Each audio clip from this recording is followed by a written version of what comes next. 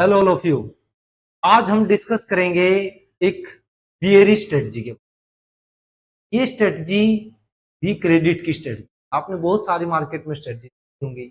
दो तरह की मार्केट में स्ट्रेटजियां चलती हैं, जो कुछ होती हैं डायरेक्शनल और कुछ non directional. Non directional strategy यानी जिसमें हम कोई भी डायरेक्शन डिसाइड। डायरेक्शनल स्ट्रेटजियां वो होती हैं डायरेक्शन डिसाइड कर। इन दो तरह की स्ट्रेटजियां हो जाएंगी, बुलिश या बियरिश। आज जो स्ट्रेटजी हम डिस्कस कर रहे हैं ये एक बियरिश स्ट्रेटजी है। बियरिश स्ट्रेटजी है लेकिन ये क्रेडिट की स्ट्रेटजी।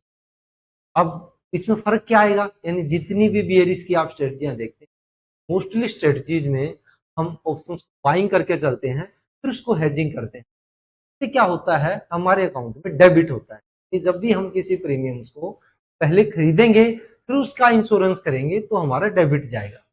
अब डेबिट और क्रेडिट में फर्क क्या हुआ, क्रेडिट की हर वो स्ट्रेटजी क्रेडिट स्ट्रेटजी कहलाती है जिसमें हम पहले रिसीव करते हैं, यानी हम ऑप्शंस को पहले बेचेंगे, यानी हम बड़े प्रीमियम को सेल करेंगे और उसको हेज करने के लिए एक छोटे प्रीमियम को बाय कर लेंगे, तो जिससे हमें नेट नेट क्रेडिट आएगा। तो हर उस स्ट्रेटजी को क्रेडिट स्ट्रेटजी बोला जाता है जिसमें हम प्रीमियम रिसीव करते हैं। अब जैसा कि मैंने बोला ये एक बियरी स्ट्रेटजी है। बियरी स्ट्रेटजी में क्या होता है, बियरी स्ट्रेटजी है और हम क्रेडिट भी लेना चाहते हैं, तो इसमें करेंगे क्या, हम बियरिश में हम कॉल को सेल करेंगे।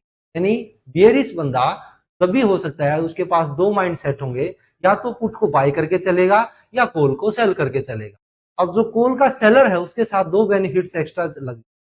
पहला, वो बियरिश है उसका डायरेक्शन बियरिश हो गया। दूसरा, उसको थीटा की वैल्यू रिसीव होती रहेगी, क्योंकि जो टाइम वैल्यू है वो उसके हक में है, क्योंकि प्रीमियम बेच के चल रहा है तो कुछ ना कुछ टाइम वैल्यू उसको मिलेगी और वो क्रेडिट में रहेगा।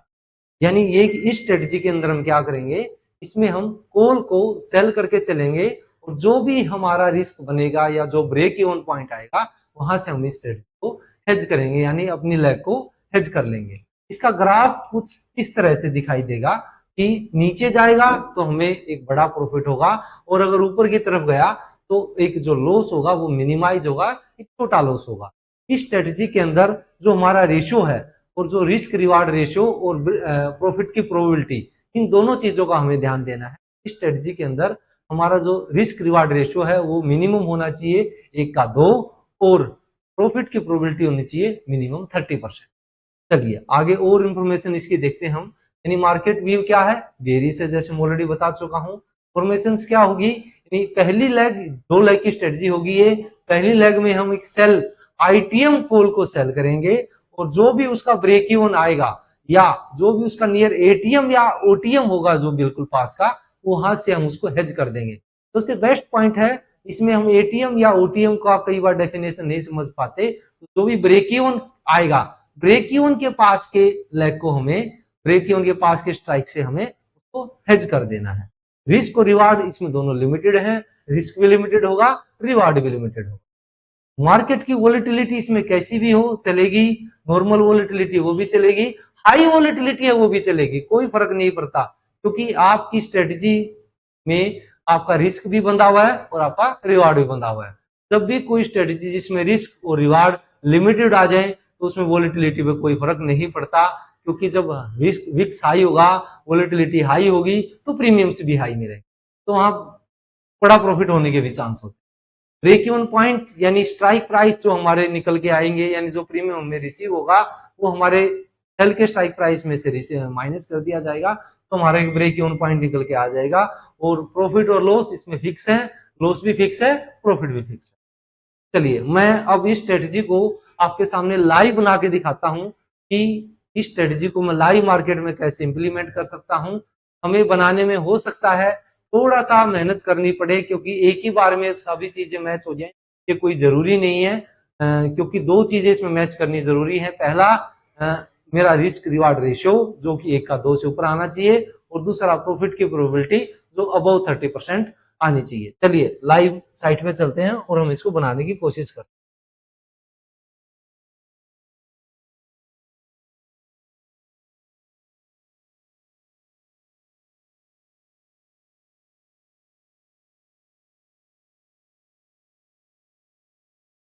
एक वेबसाइट मैंने ओपन कर ली है जिसका नाम है stock mock. Stock mock website पे जाके हम किसी भी स्ट्रेटजी को लगा सकते हैं। इसमें हम बैक टेस्ट भी चेक कर सकते हैं, सिमुलेटर चला सकते हैं, काफी चीजें कर सकते हैं।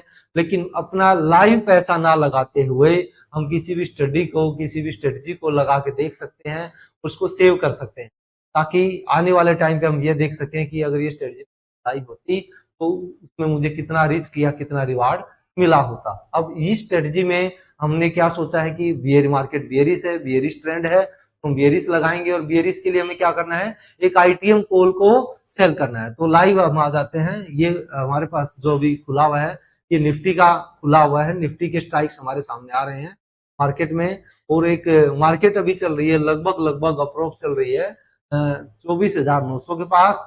तो हम मार्केट का ट्रेंड नीचे की तरफ सोच रहे हैं। जैसे आज का दिन जो क्लास कर रहे हैं, तो आज का दिन है थर्सडे, तो अभी जो एक्सपायरी हो रही है वो ट्यूसडे की हो रही है। तो इस एक्सपायरी में अभी 3 दिन बचे हैं, यानी अगले 3 दिन के लिए हमारा जो व्यू है वो बियरिश है, और हम बियरिश स्ट्रेटजी बना रहे हैं इसमें। तो बियरिश स्ट्रेटजी बनाएंगे तो हम नीचे की डायरेक्शन लेके चलेंगे कि नीचे की तरफ मार्केट जाएगा। तो नीचे की तरफ हम सबसे पहले बहुत ज्यादा ना सोचते हुए 1 से 1.5% हम नीचे सोचते हैं। अब 25,900 मार्केट चल रहा है, तो 1% पे 250 हुआ, तो 300 पॉइंट के हम एक रेंज लेके चलते हैं कि बाजार 24,600 तक नीचे जा सकता है। तो हम एक 24,600 की आईटीएम कॉल को यहाँ सेल कर देते हैं। जैसे कि चार्ट में दिखाई दे गया है कि हमने 24,600 की पुट को सेल कर दिया, कॉल को सेल कर दिया, सॉरी। और इसका जो ब्रेक इवन निकल के आया वो आया है 24,973, यानी हमें ब्रेक इवन के पास की कॉल से इसको हेज कर देना है। तो 24,950 की कॉल से हम इसको हेज कर देंगे, तो हमारा रिस्क जो लिमिटेड हो जाएगा।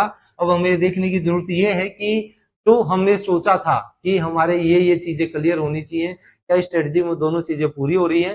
यानी सबसे पहले फंड देखते हैं, इसमें फंड लग रहा है लगभग 77,000, और मैक्सिमम प्रॉफिट हो सकता है 20,000, यानी जो का बनता है 20%।